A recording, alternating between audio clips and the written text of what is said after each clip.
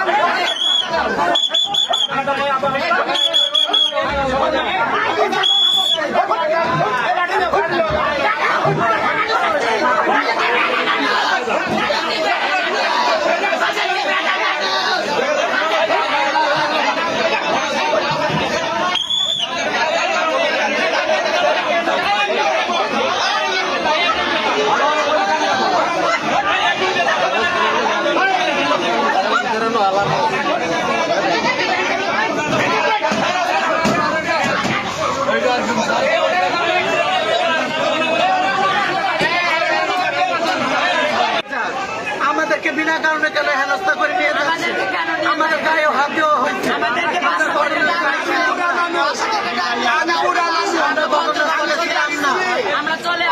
মারধর করতেছে, সারাদিন ধরে আটকে রেখেছে, আমরা ঘটনাস্থলে ছিলাম না, আমার কপালে এইটা আমরা ঘটনাস্থলে ছিলাম না। আমি এইটা এটা কোন দশরায় সাংবাদিকের মায়ের তুদি আমার প্রিয় বাবা